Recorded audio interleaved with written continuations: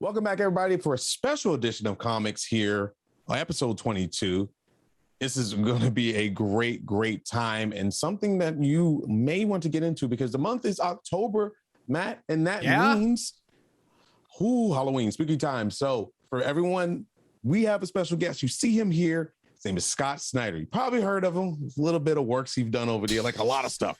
Scott, welcome to Comics. Thank you so very much for being here with our host, Matt. I'm Technique Frank. I botched that whole introduction because we're too excited. But anyway, I'm Technique, or you can call me Frank, however you want to do it. And Matt? Yes. Good afternoon, Scott. How you doing? I'm great. It's a pleasure to be here. I've been looking forward to this. So I have like the lens flare, like hey, J.J. like Abrams, effect, yeah. Right? But I feel like it's good. It's like perfect. It's the thing that all we artists used to put in our Photoshops back when lens flare in, and you call it out. Scott, it's a pleasure having you here. Wherever I go at DC or anywhere, I need a lens flare behind. Oh, there you go. It. Superhero moments. IRL too. Feel free to tell our audience a little bit about yourself and what you do. Sure. So, yeah, my name's Scott Snyder, and I broke into comics in about 2009, and my first big break was writing a couple books for Marvel, The Human Torch. One shot for Timely Comics, and then Iron Man Noir, and then I was about to sign with them to do this Scotty Young Oz series, and then DC came along and offered me a job writing my own series, American Vampire. So I went over there in 2010, and that led to writing Detective Comics and then Batman. And so I was at DC for about 10 years. Writing Batman, Justice League, and then Dark Knight's Metal and Death Metal, and Last Night on Earth. And then now I am doing my own stuff, taking a break as much as I love DC and everybody there. Doing my own stuff for my own studio called Best Jacket for Comixology and Image. And congratulations, by the way. Thank you. Yeah, I feel really lucky. I've been definitely I'm very grateful for everything. Awesome. Well, me and Matt were reading over stuff, and we've been following you obviously for a very long time, but my goodness, congratulations on the explosion of work that you just had dropped in front of everybody. I mean, you have a great deal going on with Comixology right now, an 8-book deal, and that's just the beginning. We know that's the tip of the iceberg. It's obviously more. I have to ask, and then I'm gonna let Matt talk because I'm a little too excited. When it comes down, you're busy. There's so much going on. You have a family, you have comics, and then you're taking a break from more comics. Comic books in general, the whole universe is starting to implode on everybody. We're taking over the market here. We have movies, we have TVs, animations, video games. How do you keep up with all this at once while doing your own thing?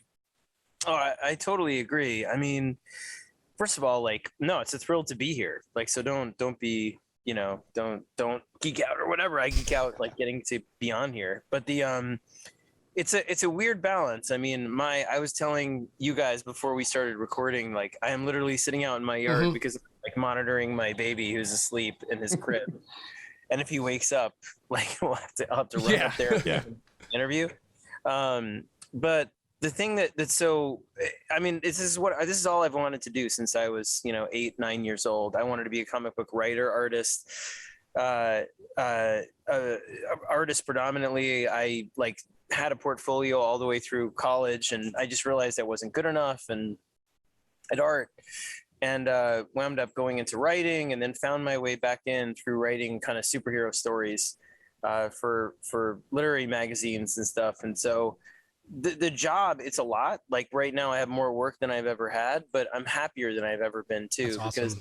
Because I love being at DC, and it was a pleasure. I mean, it was such an honor and a thrill to write Batman and Justice League, and I mean, those are dream jobs, and I never took them as anything less. But being able to also own your own stuff and make stuff with the people that you've made relationships with over the years, like Greg Capullo and Francis Manapul and Francesco Francavilla and Jock, that there's an extra joy in that, because you're just kind of building stuff from the ground up at your own risk, but really mostly at your own kind of, excitement. And so I love it, and DC, like I talk to Marie, who runs DC, who's, EIC over there all the time, and Jim and I talk, and Jim Lee and Marvel I'm, you know, friendly with. So it's not like, oh, superhero comics, I don't want to do that. It's more just like, after 10 years in superhero comics, the idea of taking some time to do stuff that's my stuff with my co-creators and co-owned with them feels important, you know? Yeah, I mean, I feel like that's every kid's dream, right? Like, I'm a huge Superman fan. Superman Unchained was amazing. We just saw you on DC Fandom talking about Court of Owls, obviously with Greg, right. Which was, I mean, we could talk about that stuff there you go. Just talk about that stuff forever, right? But I think Frank and myself will also say, like, as much as I love Superman, Batman, he loves Spider-Man, right? It's also, we have our ideas and our dreams. I mean, I'm Nighthawk plays for a reason. I have this whole idea and this vision of a Nighthawk character, even though there is Nighthawks already. But you're taking that. You started, like you said, you worked with Marvel, you worked with DC, and now you're, going above and beyond with these 8 books above everything else that you've done in the past with your own stories. So with that, with Comixology, with the Scott Snyder originals, Scott-tober going back to being October, when you think of these 8 that are out there, 3 that are currently out there right now that you can go and own on Amazon right now for free with Amazon Prime through Kindle, we have Demons, Clear, and Night of Ghouls. There's still, quick math, 5 more to come. How did these stories come about? Where did they come from? Is it a collaboration with these other artists and people that you've worked with? How do they come about? Yeah, it really is. I'm gonna move to this table because I feel like, okay. You're good. You're good. Now that I feel like my kid is like definitely asleep, I can relax a little bit. There I was like right near the house in case I had to like run inside. But it's a full collaboration. I mean, none of them were like, I wrote a script or a story or had an idea and I want to go to an artist and be like, can you draw this? It was building up relationships with these artists over the years and saying, hey, if we ever get a chance to do something together, what would you like to do for yourself? That's awesome. So for example, We Have Demons with Greg Capullo was me and Greg talking about all the fun he had on Spawn, drawing monsters, drawing demons, and me talking about like my fears for my kids about this moment in time when it feels like everything is kind of stacked against this generation, and kind of, can we make a story where it feels like a young character enters a mythology they didn't know existed, but reflects all the things they're afraid of, that, there isn't enough good stuff left for her generation of heroes to beat, the evil force in that world, that their parents have made all these mistakes, all this stuff. Like, is there a way to do both? Like, make it fun and this kind of, this over the top bombastic, great thing that we love to do that's like reflective of all the kind of action and heavy-fisted gory things, but also like a message to our kids and that.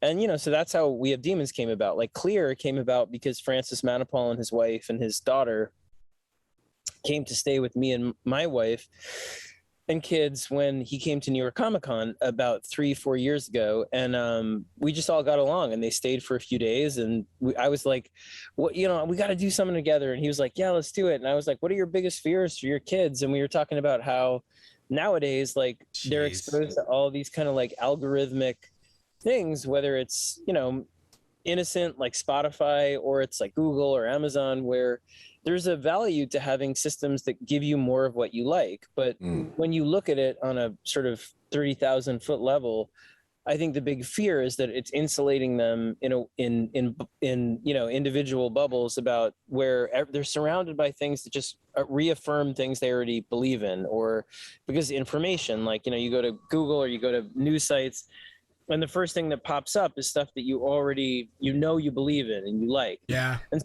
so that's where Clear came from, was like us talking about that and me saying, well, what if we built a sci-fi version of an extension of that? And similarly, Night of the Ghoul was me and Francesco talking about in 2016, 2017, feeling like, God, the world is so crazy right now. Are you like falling back in love with all these classic monster movies? And he's like, dude, I watched like yeah, like Creatures from the Black Lagoon the other night, and I was like, let's make up a new classic monster, but one that speaks to this moment, and we'll couch it in this whole like classic horror genre stuff. And so each project is really a collaboration with the co-creator, you know, organically. Like it was never like, let me write something and hand it to an artist. It was always like, hey, if we're going to actually leave DC Marvel and do stuff on our own, let's make sure it's stuff we both love and want to make something, you know, that speaks to both of us.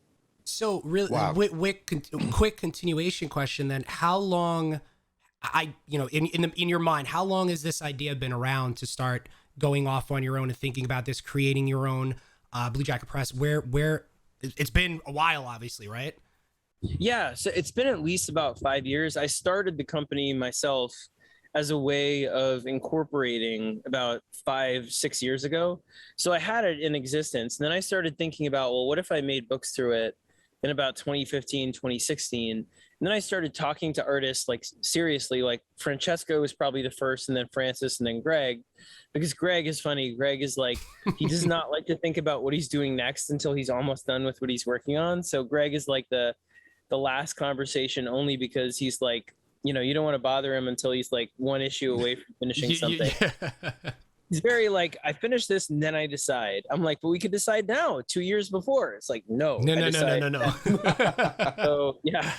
So you know, it began quite a few years ago, and I really set this date for myself in my head where I was like, 10 years into DC, I'd like to try my own stuff for at least a year and a half. And if it works out, maybe longer, if not, whatever. And then Comixology and Image, like things worked out well. So it'll probably be, you know, a couple years before I go back to DC or Marvel. I will. Like I have an idea for the Punisher. I have an idea for Punisher, Wolverine, Ghost Rider, Captain America thing, and Hulk, all of this. Like, so I want to do it. And I've talked to them about it. It's more just, you know, I'd like to take a little breather and see how this thing goes, like doing my own stuff with co-creators that own stuff with me, and you know, we're just kind of building like a treehouse. Yeah, it's you know. Go ahead, Frank. Sorry. Oh, no problem. Finish your thought. No, I was gonna say. I mean, I feel like now the time is now it's more than ever, right? You see the success of Invincible. You see the success of The Boys. I know it's outside of comics, but still, because of it and the success before in comics brushing off, creating these own ideas and the way it's accessible now, it's the best time to do it, and that's freaking amazing. No, it's not outside comics at all, dude. You're 100% right. And what I'd say to like up and coming creators is that it's an exciting moment. Like it's a scary moment because so many things are uncertain. Like there's like, you know, there's a boom in indie comics. Corporate comics like DC and Marvel are doing really well. They're also reintegrating with parent companies in ways that are spooky. Like everything is in flux. But the thing I'd say is the takeaway is that there are more ways right now between, you know, Substack and Image and the rise of companies like Vault, which does great stuff, and Boom, to make your own stuff, whether you self-publish, whether you make it with other people, than ever before. And the flip side of that is if you can retain ancillary rights as much as you can, you know, there's streaming wars going on. So everybody's desperate for good content. There's never been a better time to like put out your own series. It's one of the reasons I enjoy teaching so much right now through the Substack thing. Yes. I feel like I want new blood. I want new voices to come in and be like, here's my story, because there's such a hunger, whether it's just money or it's, you know, like earnest, doesn't matter, from streaming and from all kinds of apps and platforms right now. Like when I was growing up, all you needed was like 5 good shows, right? Thursday night, couple hours, Wednesday night, maybe Tuesday night, and that was it. Like the rest of the day could be like, you know, what was that show with the whammies where it was like, you know, it could be like Big Bucks, no whammy, Big Bucks, no whammy. Yeah. Press your luck. Yeah, right. Your luck. Or like Wheel of Fortune. Now everybody is primed to like need good content 24/7 to binge constantly. Yep. So comics is a visual serialized, you know, story form. There's nothing that they want more than that. So everything that I've gotten to do indie wise over the last few years gets optioned. It's not necessarily some huge money windfall, but if you can make enough things that are your own and they get optioned, you have like a cycle of at least some stability financially, because every 3 or 4 or 5 years that comes back up for option. So what I'm saying is there's never been a better time to make your stuff. Like go out there, make your stuff. They're great comic companies that'll do it. Some of them will take all your rights. Some of them will take half. Some of them will take none. No, it's your decision. No, it's true, like, yeah. That's true. Yeah, it's what true. I'm saying Options. is like, I'll give you an example and then I'll shut up about it, right? So when I was breaking in DC, it was like, if you do American Vampire here, we take all your rights like forever. But, you know, you get all the support of a big company like Warner Brothers, both making the comic and promoting the comic to our parent company, Warner Brothers, and other places to option it out, like better than you could when you're a newbie.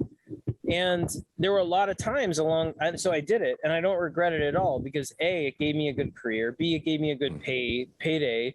Not amazing, but like it gave me a decent living wage when I was starting in comics. And C, because they were really good partners in terms of trying to get it made through different places along the way. Did I have control over it? No. Do I wish I did? Sure. But would I go back and change it? No. Because at that time in my career, I was a nobody. And so having a partner that was going to be aggressive about, well, we paid a certain amount for this and we're going to try and sell it ourselves worked. So what I'm saying is I'm not disparaging companies that take your rights. If that's something that if you decide at this point in your career, I don't need control over this. I need to be able to make the comic and have that be what I want and have a trusted partner that I like being out there selling it for TV film and giving me 50% of the net. Great, then do that, But what I mean is like right now, there's such a variety. You could do that at the extreme, with some companies that will, take the rights and pay you a great page rate. You can go all the way the other side, like Image, where they take nothing and give you, all the rights. And there are all these graduated steps in between. And the reason is because there's such demand. So it's just there's never been a better time to tell your story and make your thing. Like, go do it, Heck yeah, I love it. You kind of answered my question. Well, we air this on Twitch, which is about creators. It's a streaming platform, as you so say, and it used to be just video games, but now it's everything. I mean, it has grown. I started out 8 years ago. I worked a full-time job and I did the streaming thing, and I did art on Saturdays and Sundays. And because I had the pleasure of working with Sanford Green. I love Sanford. Yeah, a long time. He knew me since I was 15 years old. I brought my portfolio to him and he showed me around HeroCon in North Carolina, New York Comic Con, you name it, Atlanta Dragon Con. We went there and then I got my feelings hurt because I took the portfolio to one person. He was like, oh yeah, you need to work on this. And I was just like, everybody was telling me I'm good. And he was like, that's what you needed to hear. You need to fail gloriously to be better. And I didn't understand that because I was 15 and I was, broke my pencils and cried a little bit, but then picked it back up and started doing it again.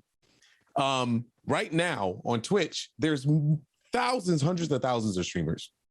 A lot of people get discouraged. Going back to me, I was discouraged. You teach and you're very passionate and you're very happy where you are. What sound advice, if you had to say one thing to keep people in the mix of things, what would you tell them?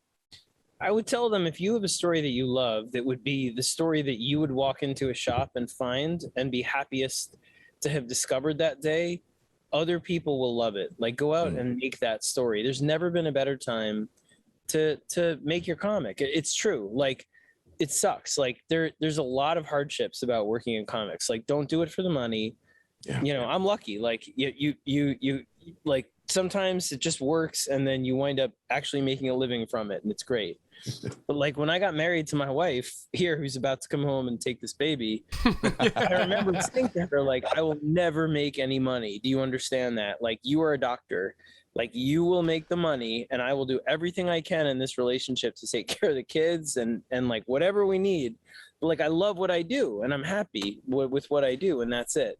Yes. And weirdly, it like, it wound up being something where like, it flipped and I'm the more of the provider in terms of finances and she works part-time and whatever, but that you cannot go into it with the idea that like, I'm going to be a star and I'm going to you have to do it because you love it. And if you do it for that reason, there's never a better time than right now because there's so many avenues to get your stuff out there and make some kind of money, like not huge money, but some money, like Yeah. Something. you know, whether it's optioning your stuff, whether it's doing the foreign rights first, whether it's doing digital first, whether it's doing it through Kickstarter, whether it's doing it through whatever it is. Like there are all these avenues to make your comic. So if you believe in what you're doing, do it. Like I promise, like that's the advice as a teacher. Like I wish somebody had told me years ago, because there wasn't the same access as there is now. It was like you back when I was coming up, it was like you have to break into Marvel and DC, and then maybe you'll get to do your little indie comic on the side. Now it's like you do your indie comic, and there's like a whole system of money that comes in for that indie comic, and you decide if you want to do DC and Marvel or whatever, you know, like that. It's inverted from what it was when I was growing up. It's crazy how 10 years can change, or 10, 11, 12 years can change so much. And I went back like this because it's funny, you know, before we started recording this, we talked a little bit, and we're neighbors, and the way you're telling your story, it's the same thing with me and my wife. My wife is a principal, the smartest person I know. We had this discussion about me wanting to do streaming and going into it, you know, and the full support. And just like your wife, you know, had the full support of you doing this, your passion, your dream. I can make this same thing. I have a 6-year-old daughter, 6-month-old daughter at home, and a 2.5-year-old boy. It's really crazy how a lot of things you're saying specifically is hitting home with me, let alone I'm sure with so many other people as well over here. It's crazy, man. Yeah. Like, I'll tell you a story. Like, so, you know, when we got married, we moved out here because she was in medical school. So we live about 2 hours out of the city in the woods, in the middle of nowhere. You can see, like, it's all it is. It's beautiful though. Beautiful. I love the ocean is right. You can see the ocean through this. Oh wow. But it's bumblefuck. It's like nowhere. But I said the same thing. I grew up on the Lower East Side. I was like, we'll always move back to the city. I was like, I never want to live outside. But it's rural, and I have like learned to like deer and all that stuff. But the point is, like, when we moved out, I remember, like, you know, all the conversations that you're talking about, where it was like, you know, I'm never gonna make anything, you make some whatever. And then as things started to pick up, it turned around. And ultimately there was a point at which it really was like on the cusp. It was like, do I try and do this comic thing, or, you know, do I just say, hey, listen, you know, it's not worth the risk? And my wife was like, I'm going to take out another loan against my medical school stuff. You go do that. Like, just do it. Like, awesome. That's incredible. And what I'm saying is, like, if you love comics, I'm telling you, there's some space for you. Like, like life right now is too crazy and too stressful and too short not to be doing what you love in some way. And that's why you see people like resigning and like all the shit you see.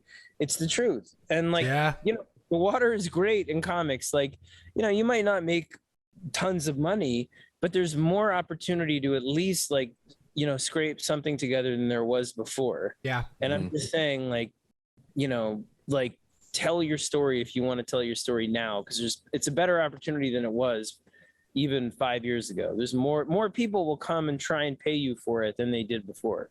Yes. You know, it's like you're a streamer. It's just the same thing. It's literally the same thing. Because, you know, years ago we didn't have the options that they have now.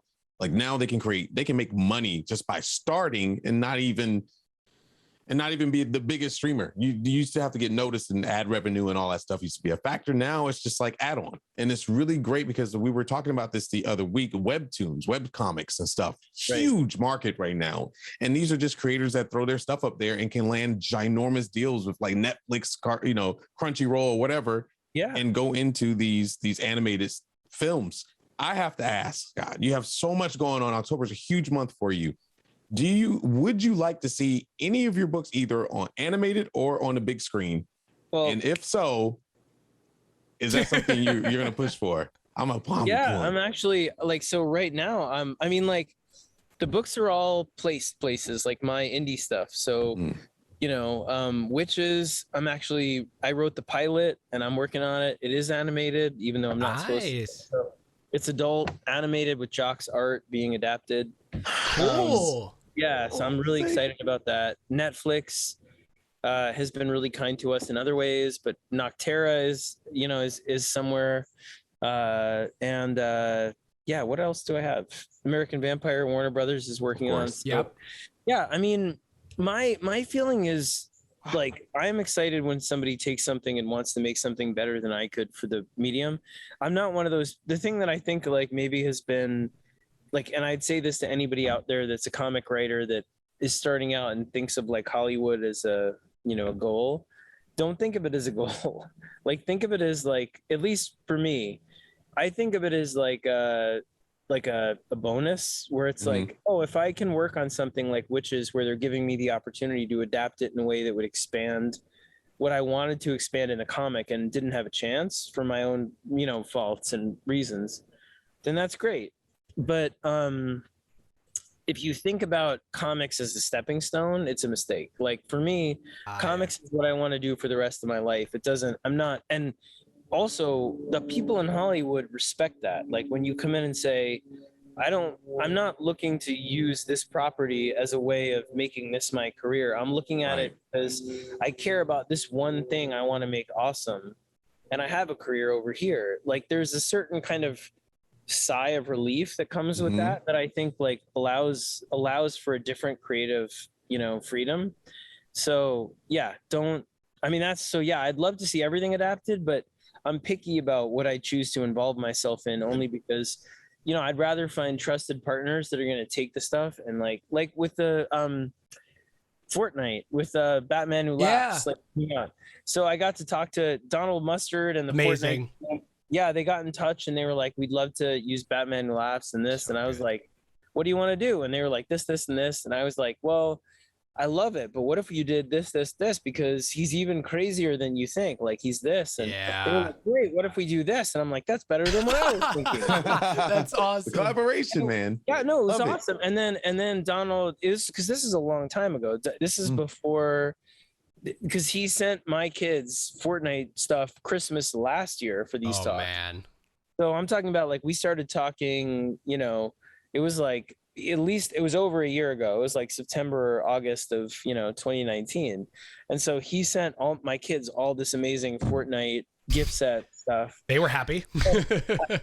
I know, it was the only time they ever thought I was cool. And then now, like, so the point I'm trying to make is that when you believe in what you're doing for fun reasons and real reasons, other people respond to it. If you're looking to be like, how do I use my comic as a springboard to screenwriting? Like it just doesn't work. Like it shows through, it just, it's just like, it'll blow up in your face. So you're also thinking 2 steps forward instead of taking the first step. It is long. You should have a plan, but you can fall on your face because you're looking too far ahead. Damn. Yeah. Just be honest. Be honest about what you want. Like, you know what I mean? Like be transparent. If what you want to be is a screenwriter and that, go do screenwriting. Like don't. That's awesome. I don't know. I believe in that. Like, and it served me well, and it's certainly gotten me into hot water at times at DC and those things about trying to be honest about stuff. But I really think it's the best way to proceed. Ultimately, is to be like, these are my priorities. Like, this is what I love. This is what I want to do. Like these things, and it's take it or leave it in some way. Yeah. Boom. See, Matt, he's speaking the language here, man. He really is. He has the answers that's going to relate to all these the viewers out there, whether they want to create comics or they want to stream or they want to do both at the same time, because it's literally the exact same thing. It's funny how all these worlds, you think the world is this big, but when it comes to creation, it's really this big. Everyone's going through the same stuff. So to speak on that, I have to know, you have these 3 books, they're on different walks of life. You have sci-fi, you have Western, you have detectives. First of all, who's your inspiration to do all this stuff? And how do you keep up with all the stories without melding them together? Well, the stories are staggered in the way that like I'm only working on 3 books at a time, which is kind of my DC payload. So even though it looks like I'm working on 8 books, I finished kind of the wave of the 3 that are coming out now, and I just started working on the next 3 that I had done a little bit of work on, so people like Dan Panosian and Tula and some of them could at least post stuff to be like, see, it's going. Yeah. So it's kind of waves. It goes in waves of 3, 3, and 2. So it's much more manageable than it looks from the outside. But in terms of like why to do so many things, I mean, there are two reasons. The creative reason is because, I felt like I've always told my students, like, you have to be the most exciting writer to yourself. Like, that's it, It's one of the two golden rules of the class are, number one, you've got to write the story that you would enjoy finding the most that day. Doesn't matter what it is. I don't care if it's like, political. I don't care if it's space opera. I don't care if it's memoir. It doesn't matter. Whatever it is, it has to be the thing that you would be like, I am so grateful I found this comic today. The second rule is just that. It's, the idea of always being true to your, sorry, the sun is like right. Yeah, it's right now. There. Yeah. Yeah. Shift. Just change. No, it's always, it's, it's always being true to yourself in terms of, of what you want to do, big projects. So for me, I mean, I think like with the whole line, it's always being the most exciting writer to yourself, and staying young in your own eyes. It doesn't matter what other people think of you. It matters to you because, when I was on Batman, like when we were finishing, I felt like I had at least 2 more years on Batman. Like I could have done Scarecrow and all kinds of stuff. Yeah. But Greg and I both said to each other, like, you feel it, right? Like you feel it's almost getting too easy in the way that the formula, how to work over. And like, yes, you're making money but it was like, no, let's do other things. And that feeling of wanting to be honest is important. So that thing with Best Jacket was, and it's named after my sons, like Best, and then Jack is my older son who's 14, and Emmett is 10, so Jacket. Oh, that's nice. And then after we formed it, we had a third son who's the one that I'm like sleep monitoring, who's now 2. His name's Quinn. I cannot figure out how to add a Q to it, so I'm just like, forget it until later. But the goal with it was to be like, how do you be the best writer creatively, when it comes to your own priorities? How do you be the best member of the community, so that you're helping other people? How do you just put on your best jacket, like your big boy pants? You know what I mean? Like, how do you say, like, I've had a good run, I've been really fortunate. Like I definitely worked really hard, but I've had certain privileges and advantages also. How do you pay it forward and say, I want to make the best stuff, take the risks that I always say to my students, take the risk, and then, give other people an opportunity as well. So that's what we're trying to do all around. So for me, the expansive genres, doing all these books was like, you know what? I want to push myself to be uncomfortable. When it comes to the practicality of it, also, like, one thing to know is that I was kind of working on a bunch of the books on the side, paying artists as I could going along when the pandemic hit. And then it became about like, oh, wow. How do you continue these books? I had like about 3 of them up and running, and I can afford about that. Once you get past that, it becomes really, really hard. I know that people are like, oh, it's an indie book, but you don't get paid on an indie book until about 3 issues come out usually, oh, wow. Yeah, well, like, it depends what you do. If you work at a place that takes the rights to make TV and film, then usually they'll be willing to give you a page rate against that. Okay. But the creators that I was working with generally wanted to retain the rights together as co-creators, and that means working at a place like Image or publishing it through other places. And those places generally don't pay you until the issue comes out and you make royalties. So in that case, with all the books I was working on, it became like paying the artist and then being like, oh shit, like we won't get paid as I knew until about issue 3 or 4 comes out, which is when we're working on issue 4 or 5. So what you're talking about, if you're doing an indie book totally without support, is that you're doing about 6 months of work before you get paid. Wow. Wow. 5 to 6 months, which is, I did that on Witches. I did it on other things, but as you get older and you have kids or that stuff, it's harder and harder to do, especially for artists. Writers can move around. So when the pandemic hit, and then I was like, how do I pay for these books going forward when I'm worried about, is DC going to, keep going, paying me or whatever? is Image even going to be open? Are the places that we thought about publishing stuff going to be solvent on the other side? Oof. All of that stuff was like up in the air. And then what happened was Comixology, a friend of my editor, Will Dennis, was like, he's the one that greenlit American Vampire, was like, why don't you go to talk to Comixology? You know, they're looking for new people. So I went over and talked to Chip. And what he told me was great. He was just like, look, we're looking for a way of doing books that show how digital and print are confluent. And on the other side of the pandemic, we want to be a stronger industry.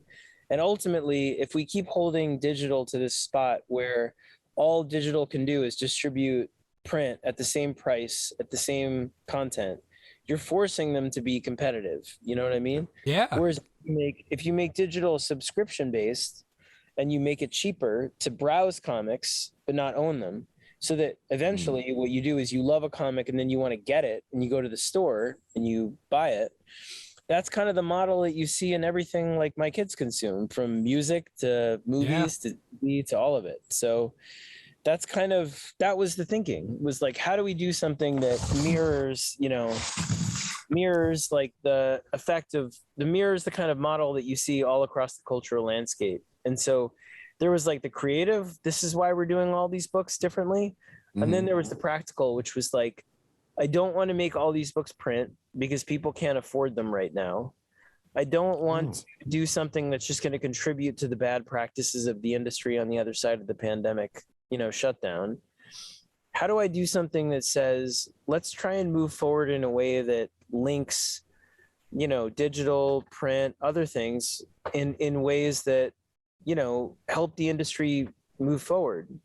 And so that was really the impetus for doing it this way, because I could have done it a bunch of ways, but that was the thinking, at least. And I could be wrong, and I'm okay with that. Like, I sat with it a long time and was like, maybe I'm going to be the villain for being like digital and print should work together.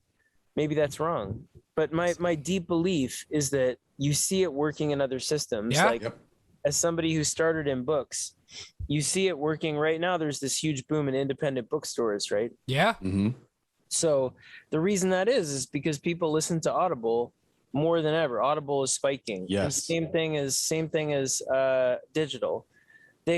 Everyone is rediscovering their kid loves and hobbies because and they want the physical thing that represents what they loved, and they go to the store for the community and for the experience and for the material thing that can be the like, this is my collectible.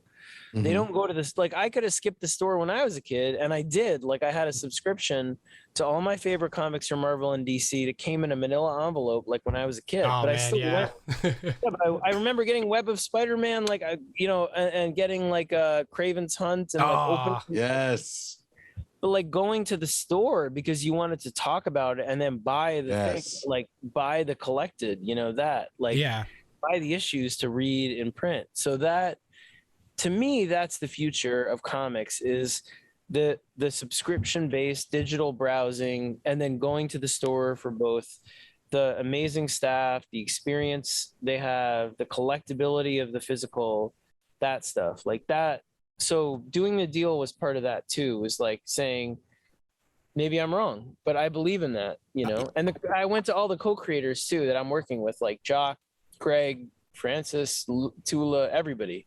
And was like, do you think Jamal? I'm like, do you agree? If you don't, we don't have to do our book that way. We can do it in direct market. Everybody was like, let's do it Comixology, Sick.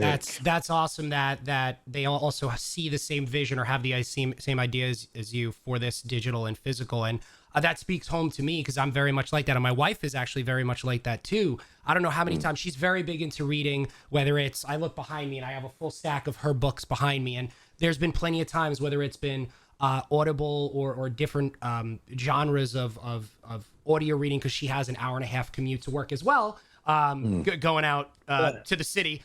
And it's I don't know how many times, like, didn't you just read that? And I see the physical book here. It's the same thing. And it's, for me, I mean, as a collector too, and specifically with video games, I know that's always a discussion as well. Yeah. It's like, am I going to get the digital? Am I going to get versus the hard copy? The hard copy? Same thing with collector's edition. I know the big conversation a couple years ago for Halo, but I feel like that discussion has been having for a long time with everything print. I mean, how many years have they been saying, you know, print is dead, right? It's not. I mean, now it's probably even stronger than ever, but Right. It's having a boom right now. Yeah, right now. Yeah. Yep. But You see it in comics too. Comics is Yeah. having a boom with indie stuff. Thank goodness. Yes. Thank goodness, because we Yes. saw a lot of the stores shut down. But like we were saying, nostalgia is one hell of a drug. And it's during these times where we want more of the nostalgia, because how many times have you sat around a dinner table with your family and probably was like, man, remember when we used to do this? Remember when I mean, we were talking about this about movies. People would be like, God, remember when we used to physically go to movie theaters? God, I miss that, you know? And it's like that physical aspect, but still having the option to be able to have it digitally in your hands. yeah. I'm there with you on that. And totally going off that, Frank, I think, like, you know, part of it is the idea that, you know, the idea that people also, like, my kids have been raised on like 20 years of amazing Marvel movies and TV shows and all that stuff, right? So lucky. Yeah. And they're like, geek culture is more ubiquitous than ever before. Like, it's Yes, you're speaking our what language. they want right now is they want to discover their own things, like, because they know the corporate stuff and they're happy to sign up. Like, they want Winter Soldier, Bucky and the Falcon and the Winter Soldier. They want, you know, Black Widow and all of it. Yeah. But they also want stuff they can be like, that's my thing that I discovered and I bought into early when it was starting at right and left. Yeah. And where a lot of the power of this stuff comes from right now is that sense of, you know, I think like, well, let me find a way of browsing for free and finding stuff I like on Webtoons, on Crunchyroll, on Shonen Jump, on, you know, Comixology with subscription with Comixology Unlimited. Like, there are 50,000 comics on Comixology Unlimited. Yes. Man, and Dark Knight Returns to So good. up and coming writers from all over the world that are emergent. And finding the stuff and falling in love with it doesn't mean you're not going to go to the store because you got it digitally. It's the opposite, in my opinion. It's like, I fell in love with it. Now I must go to the store and find it physically and talk to somebody about it. And I want to, like, be a part of the community. I mean, the store to me is always like Cheers. It's the sports. Yeah. The hangout spot. I like it. That's where you go. I speak Like the from analogy, experience. yeah. Like, dude, when we moved out here from the city, I hated it. I was like, oh my God. I was like walking. We only had one car. I would be like, I'll walk to the grocery store. Then, you know, you're walking on the highway getting splashed. And Not shit. the same thing. Yeah. And like my feeling was like the only place I found that I was like, I love this and I'm going there was the comic shop, Fourth World. So before I even broke into comics, I loved going there. Now that I'm in comics, I use them for all my signings and whatever. Awesome. But finding the shop, you can go and talk to people and say, this is my geek flag flying. I love this. Like that. It's core, you know, heartfelt stuff. It's And important too.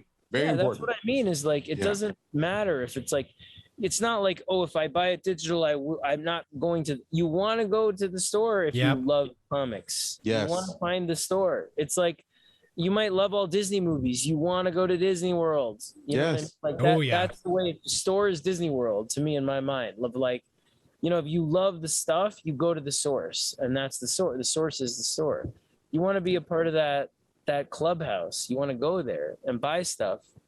You know, like that's the way I always thought of it. And I feel like, you know, doing this deal with Comixology and that stuff was, you know, honestly in belief of that. And again, like if I'm wrong, I'll be the first one to go out there and be like, oh, I screwed up. But I believe it. I don't believe that making, like, the reason that we're even releasing the comics the way we are, like, and you were mentioning this earlier, like 3 in a row, like 1, 2, 3, week after week, is we didn't have to do it that way. But my suggestion was, do it that way so you encourage people to get a subscription. Because if they get a subscription, they have access to 50,000 comics from Sandman to brand new stuff, right? From Saga to whatever, Image Books, everything that's on Comixology Unlimited for free for subscription. They have all this stuff that I didn't know was there. And my whole feeling was I would probably make more, as would my co-creators, if I said, don't do that. Buy the single issues, just go buy my comics. Like, I never mentioned getting a subscription. I was like, they're available if you purchase them issue by issue, right? But my belief in doing it is that getting a subscription allows you to suddenly go down the rabbit hole of like, holy shit, I love all these comics that I'm getting for the price of one comic a month, like a library. I'm going to go to the store and then buy stuff. You know? It's a whole ecosystem that you're helping right there. Going to the store and having to pay $5 to try a comic that you buy and then you don't like, and then you're like, that was too expensive. You know, like that to me is the model now. Like the direct market is very expensive. Go browse digitally, go buy physically the stuff you know you like already from browsing. So, you know, that's really funny how you bring this up, because we have these talks all the time on my stream about how we grew up with X-Men. You know, Saturday mornings was the best thing for us growing up, and these kids nowadays don't really have. They have so many reality TV shows and stuff. But I never really thought about pushing that nostalgia on children, because it was our thing. I never really thought about them picking up their thing. That's a really interesting point you put up, and how important browsing is. And again, I like to relate it back to streaming. People have their favorites, but you never know what cut gems are out there if you browse. And that's such an important message. I'm glad you said it, because opening it up to Comixology is such a good message. And you have such great collaborators on your side to be able to share that vision. Like, that's priceless.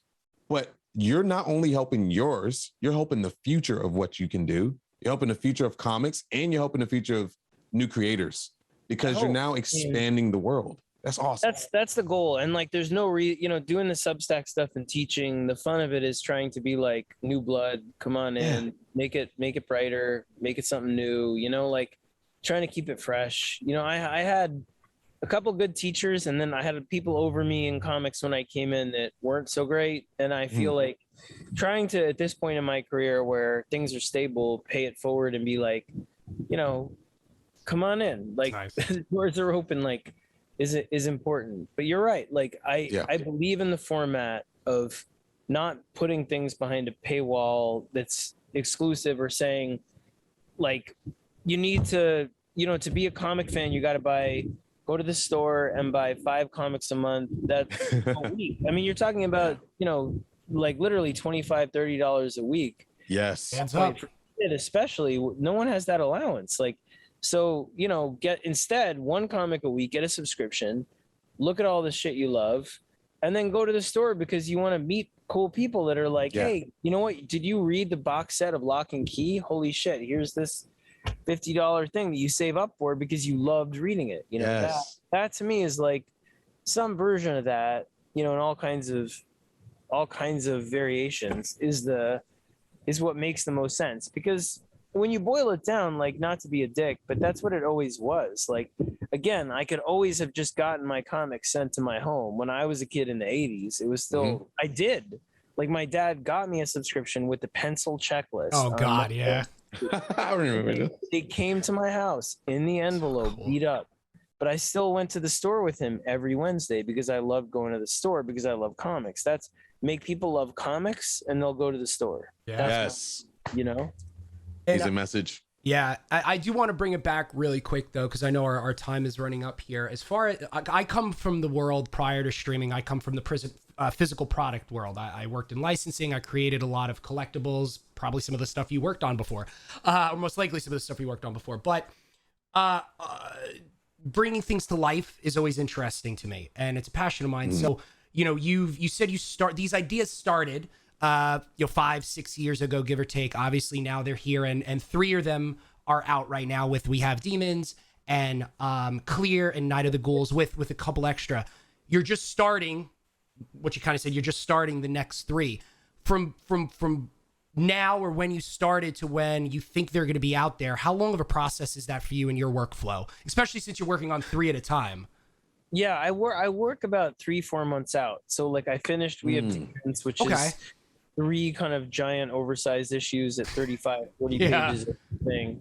I finished Clear, and I'm finishing Night of the Ghoul next week. So those ends, like writing wise, but then I go back, like I look over the lettering, like there's a lot of like little work, but writing the scripts, I'll be done by next week. And those ends maybe the week after, but those end in latest, but those end in March. And then when those end, the next wave of books start. So it's almost like wave by wave. So I wanted always to be like, and then when those books end, the next 2 to 3, it'll be October again, and we'll do in October. The last books are probably Duck and Cover with Raphael Albuquerque about a nuclear exchange that happens in 1955, and then Only Kids That Hide Under Their Desks Survive, and nobody knows why. Oh my God. Yeah, so it's like this 1955 post-apocalyptic kids with powers, like out of control, fun American vampire. Wow. That sounds And the other awesome. one, The Book of Evil with Jock, which is like that one I've been working on the longest of any book in the line and in my head, and it's about a world in which 99% of the population suddenly are born sociopaths, like starting tomorrow. Oh my God. That's scary. Yeah. It takes place about 25 years after that happens, and it's about kids growing up in that world. So it's a lot of fun, and it's Oh my super God. dark. Like Yeah, Stand just By a little. Me, but R-rated horror. I'm here That's for it. awesome. I'm glad I have subscriptions. Like Yeah, 100%. so those will probably be a year from right now because they're Okay. the most labor-intensive, longer books, and Raphael is on a couple things before. But yeah, it'll go like these three, and then in March, April, Canary, Dudley Dotson with Jamal, which is more of a YA book, and Barnstormers, which is historical fiction with Tula, and then to kind of anchor the other side, it'll be Duck and Cover and Book of Evil, and then because it looks like they went really well, the launch, they seemed very happy with it. They'll probably acquire a couple other things that will be part of that third wave. But Cool. that's Nice. yeah. Year out. Yeah. They're great partners. I really enjoy working with them. They're very much like, here's the money, do what you want with the books. That's awesome. I mean, having Yeah. great You partners have is everything amazing. lined up. Yeah. You know, we talk about time and just being in a lucky spot, and a lot of people look at the word luck as a negative thing, but like it's a lucky break. Sometimes you're in the right place, right time, right people, right attitude. Everything is coming together. Congratulations on all of the beautiful compliments you have received on this book, and the ratings are through the roof right now. And this is only the beginning. And I was just like, wow, what a moment for someone that's taking something they love and being able to see the fruits of their labor go out, and they're just excited to push out even more. Thanks, man. Those are the moments we live for. Thank you. No, We I really understand. appreciate it. It's a blast. We got to do this more often. Yes, absolutely. We would love to I have know you I'm back. talking to you next week, but Yes. Frank, like we gotta do it again. Absolutely. Please, Absolutely. we will keep in contact. We know you have a heart out, and we're being very selfish with the time. But Yeah. before you leave, please tell everyone where they can find all the information about you, your books, all the good stuff, your classes, you name it. Shout it out. Sure. Yeah, sure. Well, first of all, keep watching this channel because they're awesome. But Thank you. secondly, yeah, I'm on Twitter still, like kind of minimally, but I'm there. It's S Snyder, so SSNYDER 1835, and then I'm on Instagram. But mostly, what I'm trying to do is I'm doing a newsletter through Substack, and teaching through Substack. So the free newsletter is every Tuesday, and it kind of updates you on everything I'm doing, gives you insights into the projects coming, and teases of things and interviews with creators I'm working with. And then the Thursday one is for the people taking the paid $7 a month class with me, Comics Writing 101. And Did you I say wanted, $7 a month. Yeah, $7. that's it. $7 a class. That's About to it. sign up. I know, well, it's fun. That's And like, yeah, me too. if you sign up now, like all the classes are archived, so you can watch them. They're live video. Oh, wow. Yeah, we're having Donnie Cates on this week. He and I are going to talk character building. So it's like I do it from my local shop to support my shop, Fourth World. Fourth World, yep. Yeah, Wednesday nights at 9 p.m. So a week from yesterday, we'll be doing it on the 27th, talking about characterization. We talked about openings last week. We talked about breaking a story the week before. We're going to do character arcs and 3-act structure and all that. It's a So massive value. yeah, Wow. I think like usually I do like a compressed version of it and whoever I do it with usually charges, $100 or $200 a class. So $7 was my way of being like, jump in, like make some comics, That's so, So- cool. Wow. Yeah. So it's at Best Jacket. If you look up Best Jacket with 2 T's jacket on Substack, you'll find our class. Wow. Go sign up today, everybody, because I'm definitely going to do it. I'm following you on everything now, so you won't be able to get rid of us. We would love to have you back Yes. on the show whenever you have time. I know you're busy, but we'll go back and forth for emails to try to get you back. Really excited. My wife literally is like, that's my wife. No. There it is. Heart out. My son just woke up, so I'm gonna jump out. All right. All Thank right, you, thank you Scott, so for much, everything. Scott. Have a Appreciate great it. day. Take care. Enjoy your Bye. day. Thank you. Bye. Bye. I know it probably messed up the whole Oh, camera yeah. thing. Hold on. Wait. There we go. Oh, I'm on your camera. And I'm on It's okay. It's all right. You know, hey man, when DC and Marvel align. Yeah, At the end of the seriously. day, are we good, camera wise? No, we're not good. So hold on one second. All Let right, me. well, I can pause it.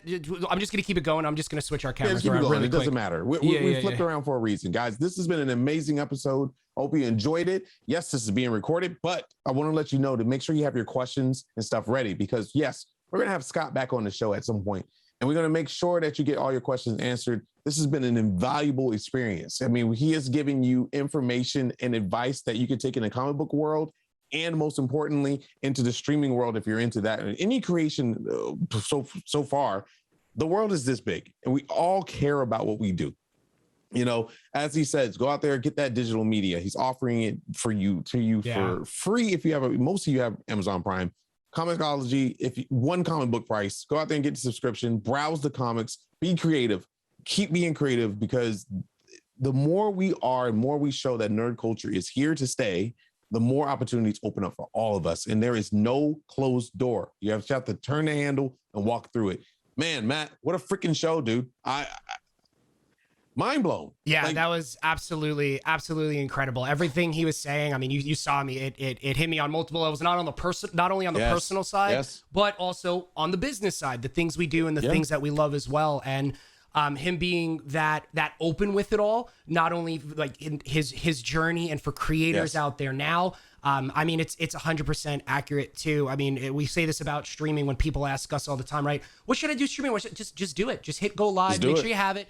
Go with it. See what happens. Don't think about money wise. Don't think about option wise. Like he said, just jump into it. Do it for the love of the hobby. Do it for the love of the passion and the ideas you have. And hearing Scott say that. Especially since there's, like I said, again, with him, it was crazy how many parallels there are there between him and I, as well as I'm sure many other people as well. Yeah. It's incredible. And whether it's Comixology and the three books that are out there now, or the 5 others to come, or the million things he's already or worked the million on. things like we said, Superman Unchained is a fantastic read. Batman, the Court of Owls with Greg. It's Punisher and stuff that's coming. He's an incredible guy. And once again, to Scott, thank you very much for your time today, and we hope to have you back on here soon. Yeah, absolutely. The messages are there. Hope you guys enjoyed the show. Thanks so much for being here. We will be back hopefully next Saturday. The 30th. The 30th long. I mean, it is I know it's a holiday weekend, so to speak. Halloween holiday, whatever you want to call it. People don't really take off, but still, you do celebrate it down. This is a perfect time to get involved. So go out there. If you do me a favor. If you do read any of Scott Snyder's books, leave comments because he loves them. They have the ratings are through the roof. I think you're gonna like them. The passion is there. He's very passionate and just very chill. And I feel great. This was a great show. But anyway, like we said, we got to go. Next episode will be episode 23. So yeah, I can't believe it's been that many. That's a lot of episodes already. Episode 23, and we're just getting started. You think that was a great guess? Wait until you see our load that's coming down. November's gonna be really nice. So I hope you guys are ready. So that's it. We're gonna call the episode right there. Go out there and create. And if you're not creating, celebrate. Because nerd culture, like I said, it's here to stay. We're gonna be here for front running it as long as we can. So as always, from Technique, Matt, Night Dog Plays. have a good freaking day and be back on the mix. See you next Saturday. Peace. And Bye. have a good one.